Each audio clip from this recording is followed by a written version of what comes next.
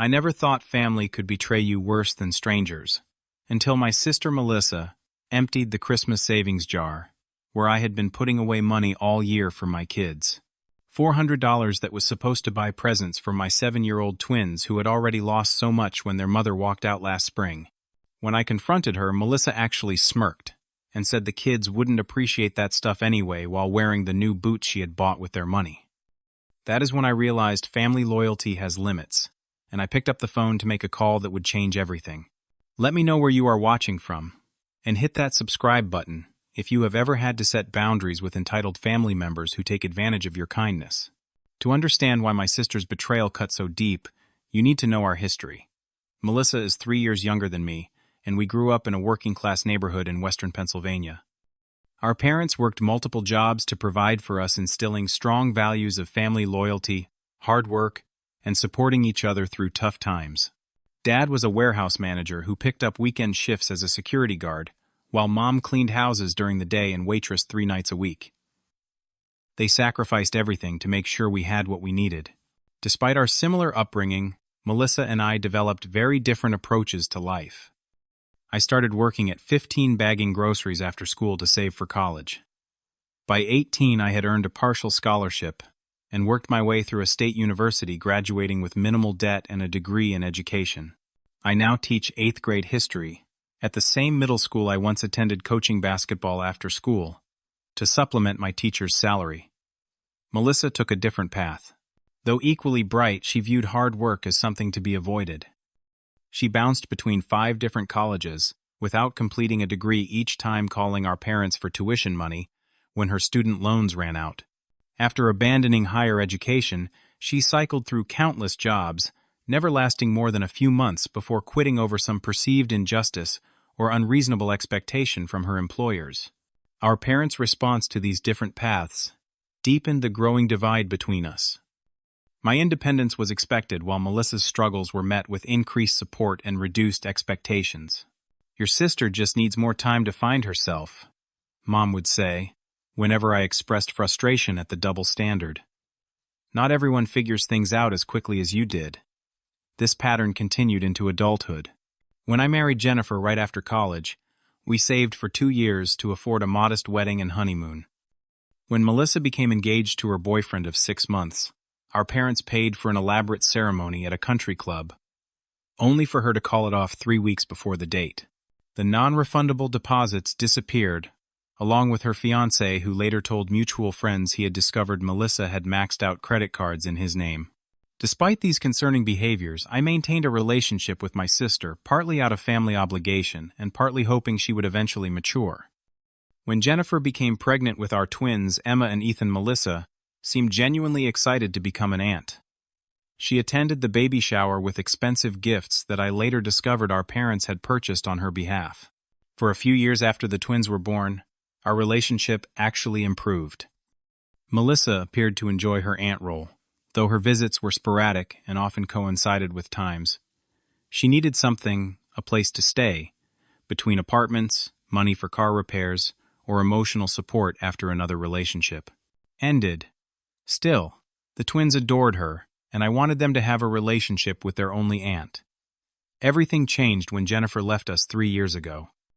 Without warning, she announced she had outgrown our marriage and wanted to pursue opportunities in another state with a man she had met through work. The divorce was quick but devastating. I became a single father overnight, juggling full-time teaching with raising 2 confused 4-year-olds who couldn't understand why mommy wasn't coming home. During those first few months, I was drowning. Melissa surprised me by stepping up, coming over to help with bedtime routines, and occasionally watching the twins so I could grocery shop or simply catch my breath. Her apparent transformation into a responsible sister and aunt gave me hope that adversity had finally matured her. When she mentioned needing a place to stay, after another breakup left her without housing, offering her our spare bedroom seemed like a perfect solution. "Just until I find my own place," she promised, eyes wide with gratitude. "Maybe 3 months tops. I will help with the kids and contribute to expenses once I find a new job." That was 18 months ago. In that time, Melissa had held exactly 2 jobs. One at a retail store that lasted 6 weeks until she had a disagreement with her manager over scheduled shifts, and another as a restaurant hostess that ended when she simply stopped showing up, claiming the walk was too far in bad weather. Her promised 3 months had extended indefinitely, with no serious attempt to find alternative housing. Her help with the twins had diminished significantly after the first few weeks. Initially, she had been engaged playing games with them and helping with homework. As time passed, she spent more hours locked in her bedroom watching shows on her laptop, emerging mainly for meals or to ask for money for essentials that somehow included expensive hair appointments and nights out with friends I had never met. My attempts to discuss these issues were met with either tearful defenses about how difficult her life was or accusations that I was being unreasonable and unsupportive. "You have no idea what it is like to date in today's world," she would say. "I need to look good and maintain a social life if I am ever going to find someone and get back on my feet." The situation with financial contributions followed a similar pattern. The first month, she gave me $300 toward household expenses. The second month, it dropped to $100, with promises of more when her unemployment benefits were processed. By the third month, the contributions had stopped, entirely replaced by occasional offers to pick up milk or bread that rarely materialized. As a teacher supporting 2 children on a single income, my budget was already stretched thin. The additional cost of feeding and housing another adult created significant strain. I cut back on my own expenses, canceling the gym membership I rarely had time to use anyway, and reducing my coffee shop visits to 0. I took on extra paid supervision duties at school, monitoring lunch periods, and chaperoning evening events to make ends meet. Through all this, I maintained a Christmas fund for the twins. Starting in January, I would put aside a small amount from each paycheck in a large mason jar I kept on the top shelf of my bedroom closet. By December, I usually accumulated enough for a special gift for each child, plus a few smaller items. This tradition had become even more important since Jennifer left, as I wanted to ensure the holidays remained magical despite our altered family circumstances. The twins had been through so much already, adapting to life without their mother accepting reduced circumstances, as child support payments were frequently late or missing, and dealing with the emotional fallout of abandonment at such a young age. Christmas morning was one time I could guarantee their faces would light up with joy, and I was determined to preserve that experience regardless of financial challenges. I had explained the importance of this fund to Melissa when she first moved in, making it clear that the jar was strictly off limits. She had nodded solemnly, saying she completely understood and would never dream of touching the kids' Christmas money. That conversation made what happened next all the more devastating. It was early December, just 3 weeks before Christmas, when I decided to check the jar to finalize my shopping plans. The twins had been carefully writing and revising their wish lists since Halloween, and I wanted to make strategic purchases that would maximize their holiday joy while staying within my budget. Emma was hoping for a specific art set with professional colored pencils, having developed a remarkable talent for drawing. Ethan had his heart set on a beginner's telescope, his interest in astronomy growing after a school field trip to the local planetarium. I had calculated that I should have approximately $400 in the jar, enough for these special items, plus a few smaller gifts and stocking stuffers. I reached to the back of my closet shelf, my fingers searching for the familiar shape of the mason jar. It was there, but something felt wrong immediately. The weight was off. Pulling it down, my stomach dropped. Instead of being filled nearly to the top with bills of various denominations, only a few single-dollar bills and some loose change remained at the bottom. At least $370 was missing. I stared at the jar in disbelief, mentally calculating whether I could have possibly spent the money and forgotten. I knew with absolute certainty I had not touched it since adding $40 from my last paycheck the previous Friday. There was only one possible explanation. My hands shaking with anger and disappointment, I marched to Melissa's room and knocked sharply on the door. No answer. I knocked again, louder this time. Still nothing, though. I could hear faint sounds of a video playing inside. I tested the handle and found it unlocked, pushing the door open after one final warning knock. Melissa was lying on her bed, wireless earbuds, and completely absorbed in whatever she was watching on her laptop. She startled when she noticed me standing in the doorway pulling out an earbud with an annoyed expression. "Ever heard of privacy?" she snapped. "I didn't say you could come in." I held up the nearly empty jar without a word. Her eyes flicked to it, then away, a flash of something guilt-defiance crossing her face before her features settled into a carefully neutral expression. What she asked, as if she had no idea why I might be standing in her doorway looking upset. "The Christmas money for the kids," I said, working to keep my voice level, despite the rage building inside me. "It is gone. Did you take it?" She sighed dramatically, rolling her eyes like a teenager caught breaking curfew, rather than a 32-year-old woman who had stolen from children. "I was going to replace it before Christmas," she said, the casual tone, suggesting she saw nothing wrong with borrowing the funds without asking. "That does not answer my question," I replied, my knuckles white around the jar. "Did you take the money? Yes or no?" "Fine, yes," she admitted with another eye roll. "I needed it for some things, and you always have your emergency credit card. Just use that for their presents, and I will pay you back after New Year's when I get my tax refund." The audacity left me momentarily speechless. Not only had she taken money explicitly saved for her niece and nephew's Christmas presents, but she was now suggesting I go into credit card debt to cover her theft, with only a vague promise of future repayment that we both knew would never materialize. What things I finally managed to ask. What was so important that you needed to steal the kids' Christmas money? Melissa shifted uncomfortably, then lifted her feet to display a pair of expensive leather boots I had noticed her wearing recently. These were on sale like 60% off. It was too good a deal to pass up, and I needed proper winter boots. She gestured vaguely around the room, where I now noticed several shopping bags from mall boutiques. And just some other necessities. Nothing frivolous. I stepped further into the room, examining the evidence of her shopping spree. Designer jeans still with tags attached. 3 new sweaters from a high-end brand. Makeup from the expensive counter at the department store. All while I had been working extra hours and cutting my own expenses to the bone to provide for my children. "The twins have been making wish lists for months," I said, my voice tight with controlled fury. "Emma wants art supplies. Ethan has been talking about nothing but that telescope since October. How am I supposed to afford those things now?" Melissa had the audacity to shrug. "They are 7. They would probably be just as happy with candy and whatever toys you can grab at the discount store. Kids that age do not really appreciate the good stuff anyway." Something inside me snapped at that moment, not in a violent way, but in the sudden crystal-clear realization that this pattern would never end unless I took decisive action. All the years of excuses, broken promises, and taking advantage of family loyalty crashed down on me at once. This wasn't just about the Christmas money. It was about a lifetime of enabling behavior that had culminated in stealing from innocent children who had already endured significant loss.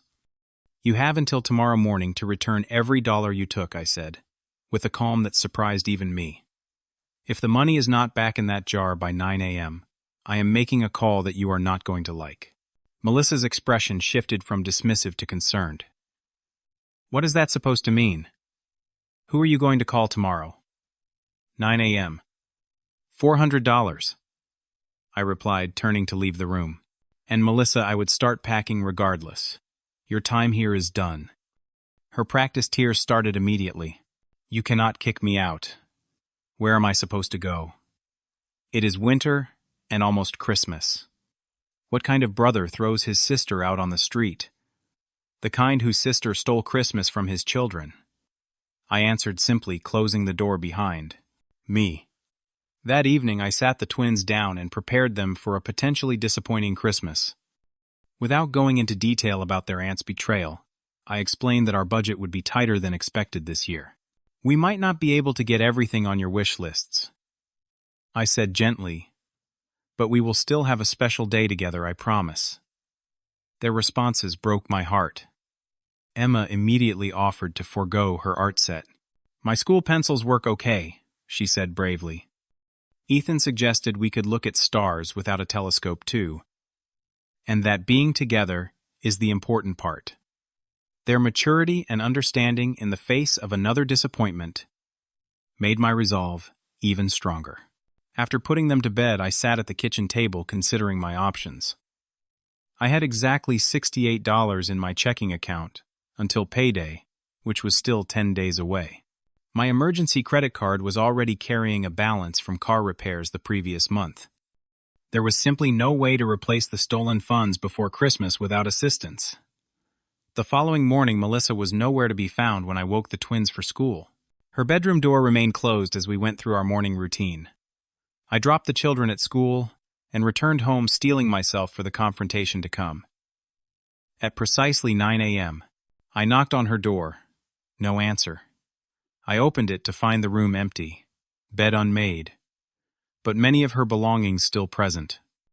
A note on the pillow read simply, "Needed some space. We'll talk later. No apology. No returned money. Just another evasion of responsibility." I stood in the doorway, a strange calm settling over me. For too long I had allowed my sister to manipulate my sense of family obligation. For too long I had sheltered her from the consequences of her actions. That ended today. I picked up my phone and made the call I had warned her about, not to the police, as she might have feared, but to our parents. It was time they understood exactly what their continued enabling had created. "Mom, I need to talk to you and Dad about something serious," I began when my mother answered. "Is he there too? Can you put me on speaker?" The concern in my mother's voice was immediate. "What is wrong? Are the kids okay?" "The kids are at school," I assured her. "This is about Melissa." A familiar sigh. What has she done now? Is she behind on her job again? The question revealed just how normalized my sister's behavior had become. They expected problems, just not the magnitude of what I was about to share.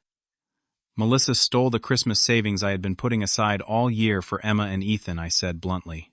"Almost $400 that was supposed to buy their presents. She spent it on clothes and boots for herself." There was a long pause before my father's voice came through. "Are you absolutely sure about this, Michael? That is a serious accusation." "She admitted it to my face, Dad. Showed me the boots she bought with their money, and told me the kids probably would not appreciate good presents anyway." Another pause then. My mother's defensive response that I had anticipated. "I am sure she did not mean it that way. You know how Melissa sometimes speaks without thinking. She must have been planning to replace it." "She has no income, Mom. No way to replace it. And she left this morning without returning a single dollar. Just a note, saying she needed space." "Well, where is she supposed to go?" My mother's voice took on the familiar worried tone that had accompanied decades of excusing Melissa's behavior. "It is 15 degrees outside, and Christmas is coming." Maybe if you had approached her more gently. I cut her off, something I rarely did. "Mom, stop. This is exactly why Melissa is the way she is. She stole from 7-year-olds who already lost their mother, and somehow I am the bad guy for being upset about it." My father interjected, his tone more measured. "Nobody is saying you are the bad guy's son. We just know how sensitive your sister can be. Perhaps there has been a misunderstanding." "There is no misunderstanding," I replied firmly. "And this call is not actually about Melissa. It is about Emma and Ethan's Christmas. I cannot replace that money before the holidays. I am working every extra shift available, and still barely covering our basic expenses. I need to know if you can help make Christmas happen for your grandchildren this year." This direct request for financial assistance, something I had never done before, priding myself on self-sufficiency, created another lengthy silence. Finally, my father spoke. "Of course, we want the kids to have a good Christmas, but maybe we could help Melissa return the money instead. If we talk to her—" "No," I interrupted, a new firmness in my voice they had likely never heard before. "I am not asking you to give her money that she might or might not pass along to me. Either you want to help ensure your grandchildren have Christmas presents, or you do not. It is that simple." "Michael, that tone is not necessary," my mother chided. "We are just trying to find a solution that works for everyone." "That is the problem right there," I replied. "For their entire lives, Emma and Ethan have come second to Melissa's drama. Their mother left them, and now their Christmas was stolen. But all anyone cares about is making sure Melissa's feelings are not hurt when she faces consequences for literally stealing from children. The rawness in my voice must have finally broken through. After a brief whispered consultation I could not make out, my father returned to the phone. "We will send you $500 today," he said quietly. "For the kids' Christmas. No strings attached." "Thank you," I replied, relief washing over me despite the tension. "And there is something else you should know. Melissa is no longer welcome to live in my home. Her behavior has crossed a line I cannot ignore. If she calls asking for money for a hotel or apartment, know that it is because of her own choices, not because I am being cruel." I expected immediate pushback, but instead heard my father sigh deeply. "We understand. And Michael, I am sorry. We should have addressed this pattern long ago." Those simple words of acknowledgement, the first time either parent had admitted their role in enabling Melissa's behavior, brought unexpected tears to my eyes. After ending the call, I noticed multiple missed texts from Melissa, ranging from angry accusations that I was overreacting to tearful pleas for understanding. I did not respond to any of them. Instead, I texted our parents. "Please let Melissa know she has until Saturday to collect her belongings. Anything left after that will be donated." By that afternoon, the promised money had been transferred to my account. I immediately went online and ordered Emma's art set and Ethan's telescope, scheduling delivery to my school address to ensure the packages would not be intercepted at home. The remaining funds would cover additional small gifts and special food for Christmas dinner. Later that evening, as I was helping the twins with homework, my phone rang. It was Melissa. "You called Mom and Dad," she demanded without preamble. "They gave me this whole lecture about responsibility and consequences. They said they are not giving me money for an apartment, and I need to make things right with you first. How could you turn my own parents against me?" "I did not turn anyone against you," I replied calmly, stepping into the hallway so the kids would not overhear. "I simply told them the truth about what you did. Any conclusions they drew are their own." "This is so typical," she fumed. "Perfect Michael never does anything wrong, and I am always the screw-up. One mistake, and you throw me out and turn everyone against me." This was not one mistake, I corrected her. This was the final straw, in a pattern that has gone on our entire adult lives. And taking the last of my money saved for my children's Christmas goes beyond a simple mistake. It was a deliberate choice to prioritize your wants over their needs. "Well, I hope you are happy," she snapped. "Mom and Dad are acting like I committed some horrible crime and now I have nowhere to go for Christmas." The emotional manipulation that had worked so many times before fell flat now. "Your belongings will be in boxes in the garage on Saturday from noon to 4, I said. Instead of engaging with her attempt to make me feel guilty, "I will not be home, but the side door will be unlocked during those hours only. Anything not taken then goes to Goodwill on Monday." "You cannot just—" I interrupted her. "I can and I am. Goodbye, Melissa." As I ended the call, I noticed Emma standing in the doorway to the living room, her small face troubled. "Is Aunt Melissa in trouble?" she asked quietly. I knelt down to her level. "Aunt Melissa made some choices that mean she cannot live with us anymore. Sometimes adults have disagreements that are complicated." Emma nodded solemnly. "Is that why she took our Christmas money? Ethan and I heard you talking to her yesterday." My heart sank. I had tried to shield them from the ugliness of the situation, but children absorb more than we realize. "I am sorry you heard that. But you do not need to worry about Christmas. Everything is going to be okay."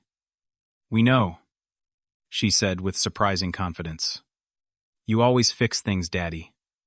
Her simple faith in me brought a lump to my throat. "I do my best, sweetheart. Now let us finish that homework." That night, after the twins were asleep, I changed the locks on my doors, something I should have done the moment I discovered the theft. The sense of security it provided was worth every penny of the emergency locksmith fee. Christmas morning arrived with a fresh blanket of snow and excited squeals from the twins as they discovered their wishes had been granted. Emma's face, as she opened the professional-grade art set, was a moment I will cherish forever.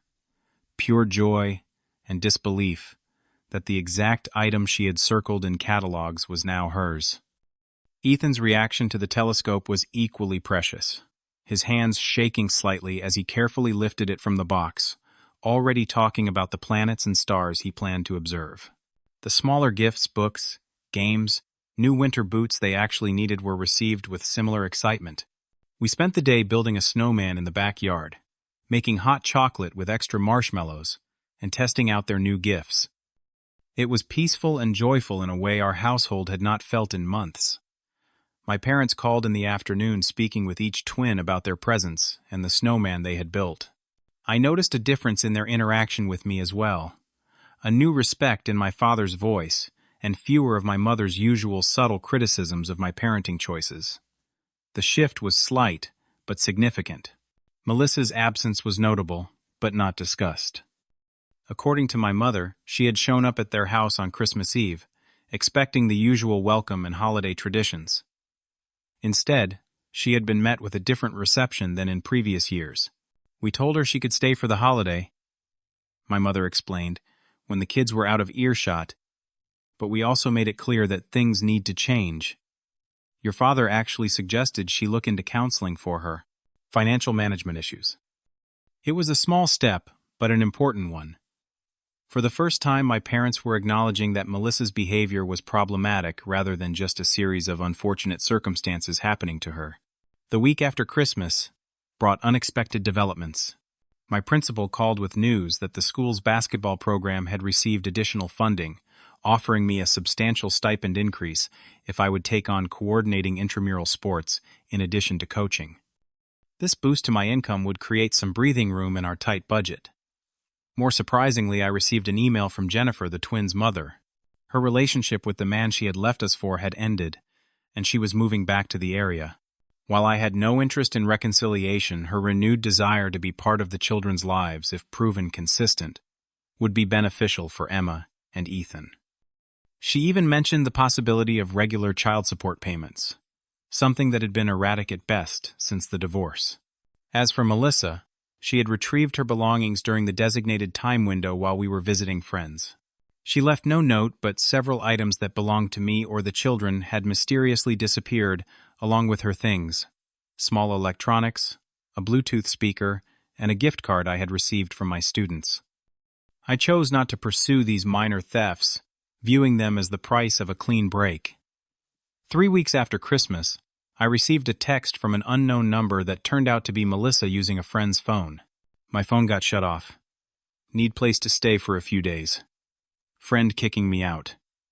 Can come back until I find something promised to replace Christmas dollar." I replied with a simple no. Nothing more needed to be said. In the 6 months since then, our lives have transformed in ways I never expected. Without Melissa's constant drama and financial drain, our household runs more smoothly. The twins have adjusted well to her absence, especially as their mother has maintained consistent visitation for the first time in years. My relationship with my parents has evolved into something more balanced, with occasional boundary testing but overall greater respect for my decisions. I learned that Melissa stayed with our parents for nearly a month before they established clear expectations about job searching and contributing to household expenses. When she failed to meet these basic requirements, they helped her find a room to rent, but refused to cover the cost beyond the first month's rent and security deposit. It was the first time they had attached genuine conditions to their financial support. Last week I ran into my sister at the grocery store. An awkward but ultimately civil encounter. She looked different, somehow less polished but perhaps more authentic. She mentioned she had found a steady job at a local hotel and was doing okay. She asked about the twins and seemed genuinely interested in their well-being, rather than viewing them as tools for manipulating my sympathy. While I am not ready to welcome her back into our daily lives, this brief interaction suggested the possibility of a healthier relationship in the distant future. The most profound change, however, has been internal. For years, I had allowed guilt and family obligation to override my instincts about what was best for my children and myself. I had participated in the family dynamic that cast Melissa as perpetually in crisis, and me as somehow responsible for managing those crises. Breaking that pattern required painful decisions, but the peace that has followed confirms they were necessary. This experience also taught me valuable lessons about boundaries that I am now intentionally passing on to Emma and Ethan. We talk openly about healthy relationships, about the difference between helping someone and enabling harmful behavior, and about the importance of protecting yourself from those who would take advantage of your generosity. These are difficult concepts for young children, but I present them in age-appropriate ways, hoping to spare them some of the painful lessons I had to learn the hard way. The Christmas fun tradition continues, though. The jar now lives in a lockbox in my closet. A small but significant adjustment reflecting my new understanding that boundaries must sometimes be physical as well as emotional. This year's fund is growing steadily, and I have added a separate jar for a summer vacation fund as well. The twins add their own contributions from allowance money, understanding the value of planning ahead and working toward meaningful goals. Have you ever had to make the difficult decision to set firm boundaries with a family member who consistently took advantage of your kindness? How did you balance family loyalty with protecting yourself and your immediate family from harmful behavior? Share your experiences in the comments below. Your insight might help someone else currently struggling with similar difficult decisions. If this story resonated with you, please hit the like button, subscribe to hear more stories about setting healthy boundaries, and share with someone who might need encouragement to prioritize their own well-being, even when it means making painful family decisions. Thank you for listening to our story, and remember that sometimes the most loving thing you can do both for yourself and for those who take advantage is to stop enabling destructive patterns.